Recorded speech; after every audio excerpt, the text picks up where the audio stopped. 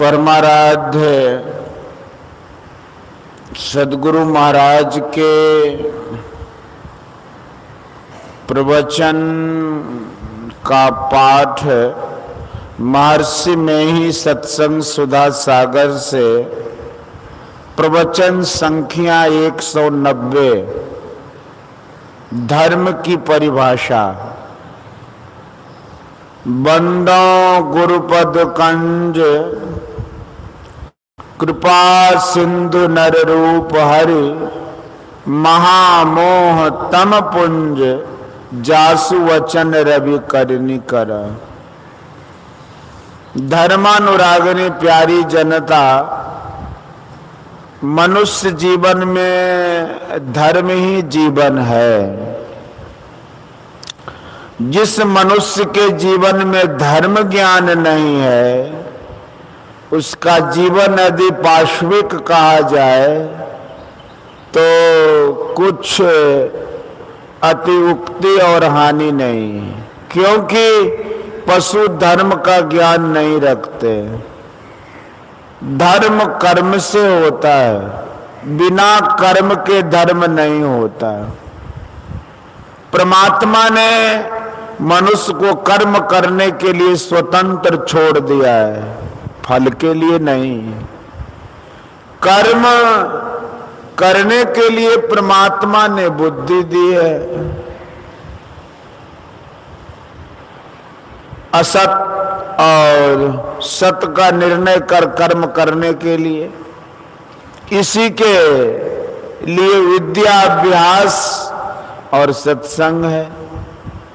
पशु के लिए विद्याभ्यास और सत्संग कहाँ है? मनुष्य के लिए बड़े बड़े विद्यालय हैं। मनुष्य विद्याभ्यास और सत्संग से अपनी बुद्धि को परिमार्जित कर लें। बुद्धि को सात्विक, राजस और तामस में रख सकते हैं। बुद्धि स्वाभाविक ही इन तीनों में बरतती है। लोगों की बुद्धि सात्विक भाव में कम रहती है, रजोगुण और तमोगुण में अधिक रहती है। सात्विक में शुद्ध विचार होता है, राजस में चंचलता और तामस में उल्टा विचार होता है। प्रमाद और आलस, सुस्ती होती है। राजस और तामस, इन दोनों से सात्विक उत्तम है। विद्याभ्यास और सत्संग से यद्यपि बुद्धि को बल मिलता है, फिर भी मन को अपने अंदर ऐसे स्थान पर रखो जहां राजस तामस न रहे। एक तरफ रखने से राजस और दूसरी तरफ रखने से तामस में रहेगा। बीच में रखो, सतोगुण में रहेगा। उन दोनों को ईड़ा और पिंगला कहते हैं। जो यौगिक शब्द जानते हैं वे समझ गए होंगे। ईड़ा पिंगला में राजस तामस में बुद्धि रहती है, और सुषमना में सात्विकता में बुद्धि रहती है। विद्याभ्यास, सत्संग और यौगिक साधना तीनों करो तो सात्विक बुद्धि में जमे रहोगे। तब असत और सत का ठीक ठीक निर्णय कर सकते हो। सात्विक वृत्ति में रहते कर्म करो तो वह धर्म होगा, जिससे यहां और परलोक दोनों जगह सुखी रहोगे। यहां सुखी और परलोक में दुखी वह राजस कर्म का फल है। यहां का सुख असल में सुख नहीं है, यहां दुख मिश्रित सुख पाते हैं। यह चंचल सुख राजस लोगों को मिलता है। जिस कर्म से यहां और परलोक दोनों में दुख पाते हैं, वह दुष्ट कर्म तामस का फल है। जिस काम से परलोक में, इहलोक में सुख मिलता है और अंत में मोक्ष मिलता है, वह सात्विक कर्म का फल है। कुछ ऐसे सात्विक कर्म हैं जिससे इस संसार और परलोक में सुखी रहो। ऐसे भी सात्विक कर्म है जिससे यहां कुछ कष्ट मालूम होते, जैसे दवा कड़वी मालूम होती है, परंतु आगे में सुखी होता है। लोग ऐसा कर लेते हैं कि वे सुख को भी नहीं सह सकते, कुछ से कुछ कर लेते हैं, लेकिन दुख को तो वे रो रो कर भोग लेते हैं। विद्या, सत्संग और सद्गुरु की बताई योगिक क्रिया, इन तीनों को करो। प्रत्येक व्यक्ति अपने को धार्मिक जानने में अच्छा समझते हैं। कोई धार्मिक सिद्धांत नहीं जानकर धार्मिक बनना चाहे तो उसकी आशा ही आशा रहेगी, आशा पूरी नहीं होगी। इसलिए धर्म की परिभाषा जानो। धर्म में पहली बात है, यह है ईश्वर में अडिग विश्वास। जिस धर्म में ईश्वर का विश्वास नहीं, वह धर्म ऐसा है जो विषाक्त है, जो देखने मात्र का शुभ है लेकिन वह अशुभमय है। इसलिए ईश्वर की स्थिति का और उसके स्वरूप का ज्ञान होना चाहिए।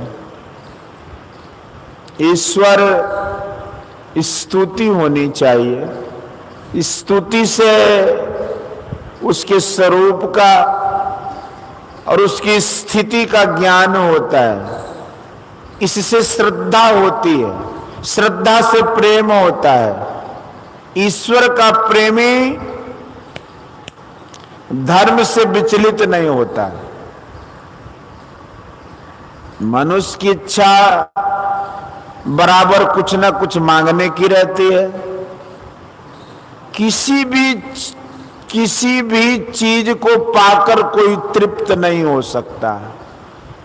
जिसको ईश्वर की प्राप्ति हुई, उन्होंने कहा ईश्वर की प्राप्ति में तृष्णा जाती रहती है और इच्छाओं का नाश होता है।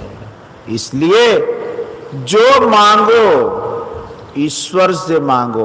पहले तो मांगो ही नहीं, क्योंकि गौ अपने बच्चे को दूध पिलाती है, माता अपने बच्चे को बिना मांगे दूध पिलाती है। ईश्वर पर विश्वास करो, ईश्वर सब कुछ देंगे।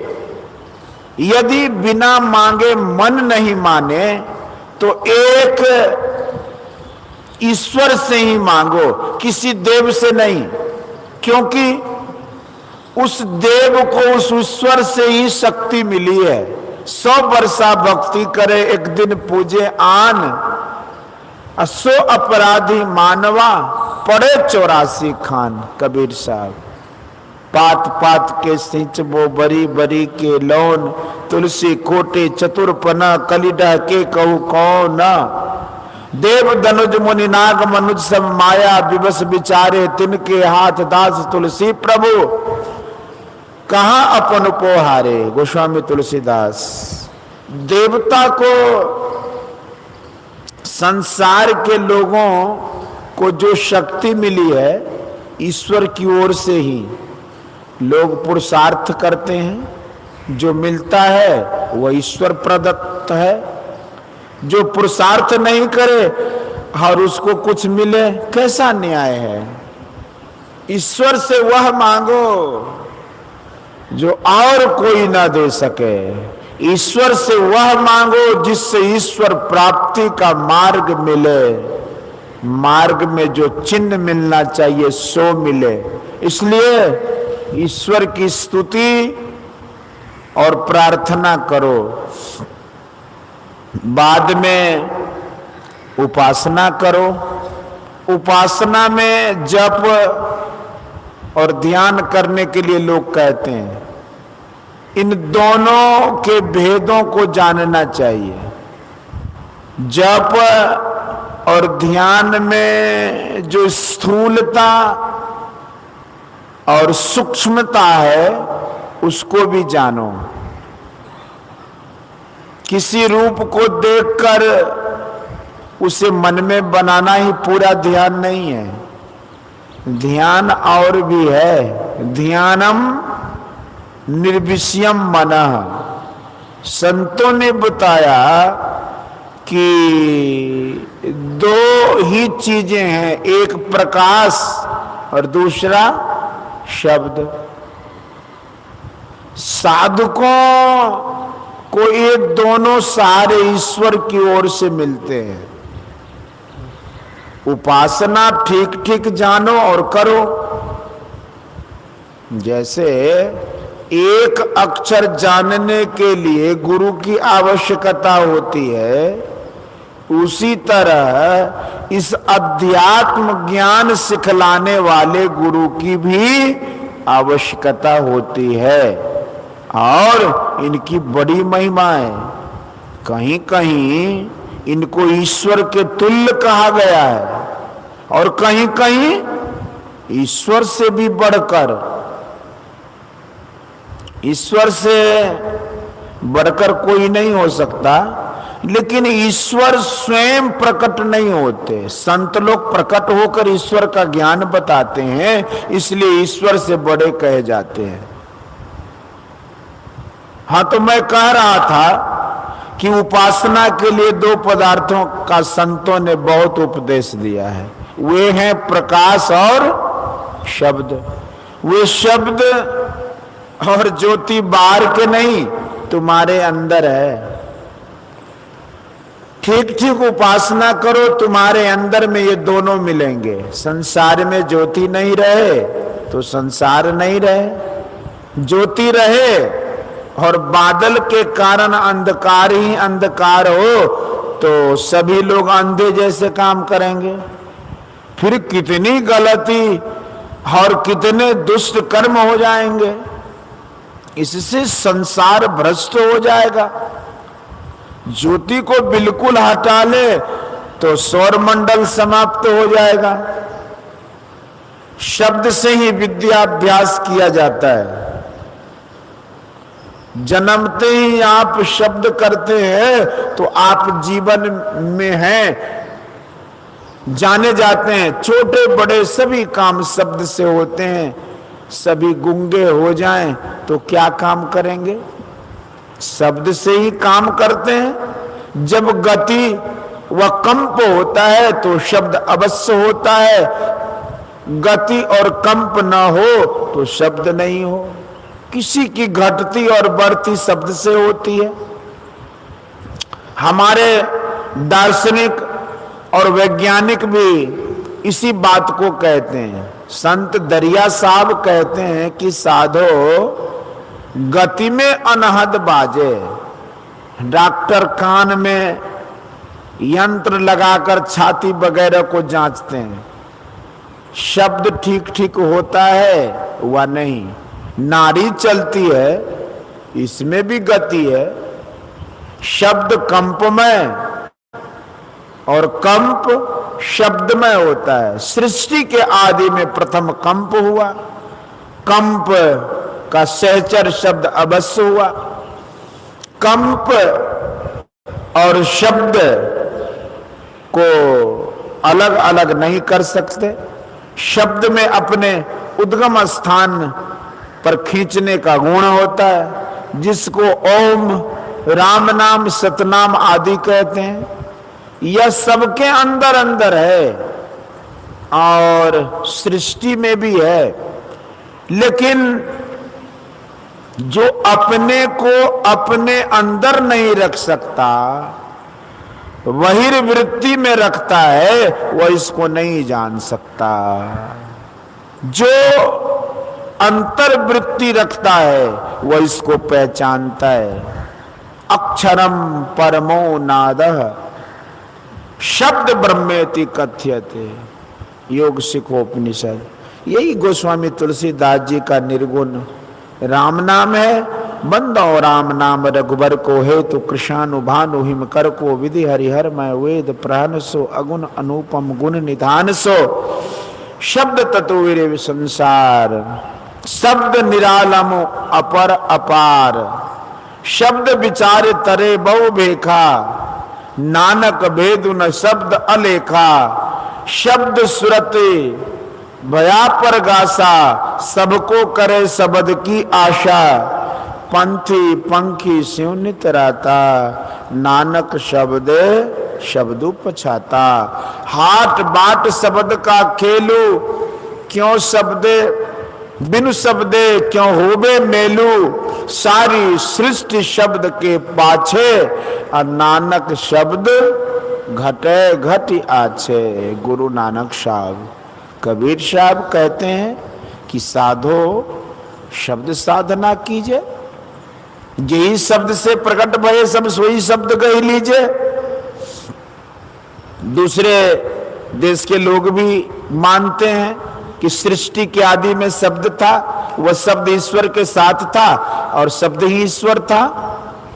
लोगों का विश्वास है कि क्राइस्ट इस देश में आकर बहुत दिनों तक रहे थे। मोहम्मद साहब भी यहाँ आकर रहे थे।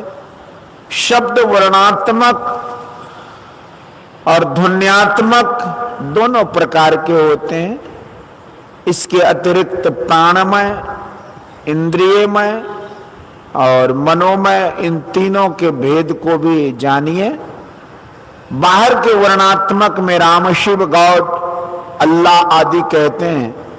नाम जपते जपते ईश्वर की ओर ख्याल होता है, यह बाहर का शब्द है। बाहर के ध्वन्यात्मक से ईश्वर की पहचान नहीं होती। अंदर के ध्वन्यात्मक में भी पहले ईश्वर की पहचान नहीं होती।